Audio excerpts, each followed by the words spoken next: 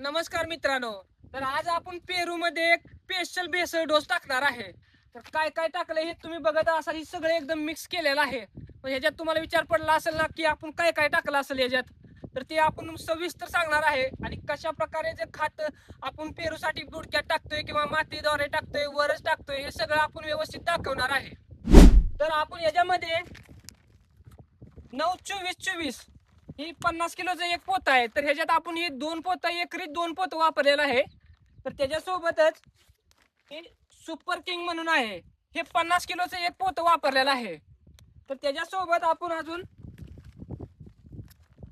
आली झेड वेल म्हणून आहे, मायक्रो न्यूट्रिएंट फर्टिलायझर मिक्सर, हे 25 किलोचं एक पोत एकरी वापरलेलं आहे. त्याच्यासोबतच शुगर कॅन न्यूट्रिप्लेंट म्हणून ह्याच्यात अजून खत येते. अजून बाकी एक छोटे छोटे आहेत. ह्याच्यात बघाल ही एक मॅग्नेशियम सल्फेट आहे, ही 25 किलोची बॅग आहे. त्याच्यासोबतच गंधक 90, ह्याच्यात सल्फर एस 90% ग्रॅन्युलर आहे, हे 10 किलोचं आहे. त्याच्यासोबतच फेरोस सल्फेट आहे.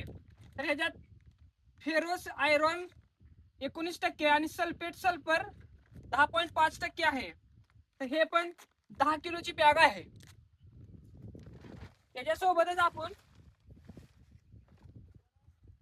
मेटारायझम एनिसोपोली 1% WP ही जैविक कीटकनाशक आहे. हे सुद्धा आपण एकरी 3 बॉक्स वापरलेला आहे. हे खत आपण सगळं पूर्णपणे मिक्स केलेलं आहे. हे एकत्र करून सगळं मिक्स करून आपण हे झाडाला टाकतोय. बघाल तर तुम्ही सगळे घटक जे आहेत ते एकत्र मिक्स केलेले आहेत. पूर्णपणे एकदम पूर्ण मिक्स होईपर्यंत आपल्याला मिक्स करायचं आहे. जसे 2-3 वेळा आलटी पलटी मारून मिक्स करायचं आहे.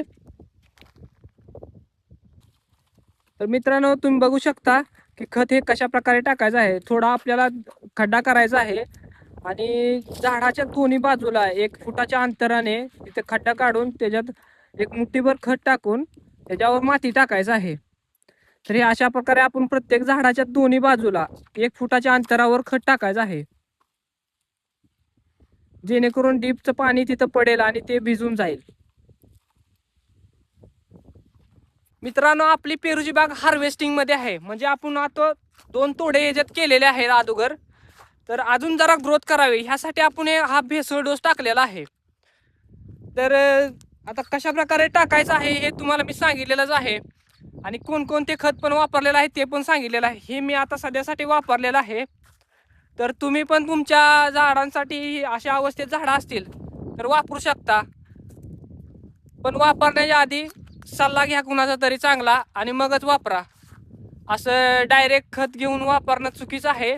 तर त्यासाठी प्रत्येकाचा कुणाचा तरी चांगला सल्ला असेल, जेणेकरून जो शेतकरी चांगला करत असेल, तुम्हाला माहितीनुसार जो माहीत असेल की बाबा हा शेतकरी चांगला आहे किंवा तो सांगेल तुम्हाला व्यवस्थित, तर त्याच्याकडे ते जाऊन सल्ला घ्या चांगला त्याचा आणि मगच वापरा. आपण किती प्रमाणात वापरलं पाहिजे हे सगळ्या गोष्टी व्यवस्थित झाल्या पाहिजेत, नाहीतर त्याचा वाईट परिणाम पण होऊ शकतो. मित्रांनो, ही आपली बाग आहे. तुम्ही बाग बघून घ्या अगोदर.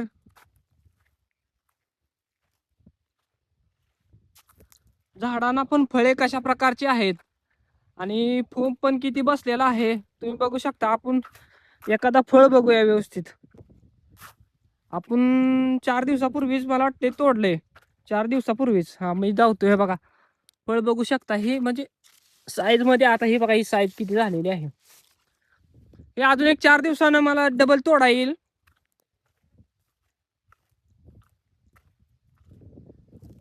पुढे खत टाकायचं चालू आहे, तिकडे पण जाऊया आपण. महत्वाचं म्हणजे आपण जाऊ भयाकडे. आपलं भया पण आज काम करतोय, त्यामुळे त्याच्याकडे पण गेलं पाहिजे. मित्रांनो बघा, आपण आता भयाकडे आलोय.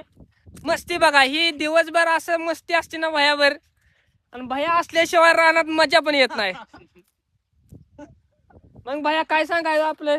काय काय पेरूल काय टाकाय चालू आहे आपलं? खाक खात टाकाय चालू आहे ना? काय तर खाया घालचाला त्याला तसले. मित्रांनो थोडीफार मस्ती पाहिजे रानात, त्याशिवाय रानात पण मजा येत नाही.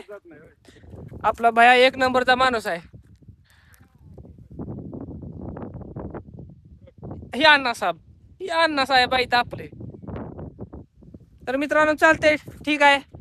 माहिती सांगितलेली आहे मी बऱ्यापैकी, जेवढं मला सांगता येईल तेवढं सांगायचा प्रयत्न केलेला आहे. बाकी सगळा व्हिडिओ बघितल्याबद्दल धन्यवाद.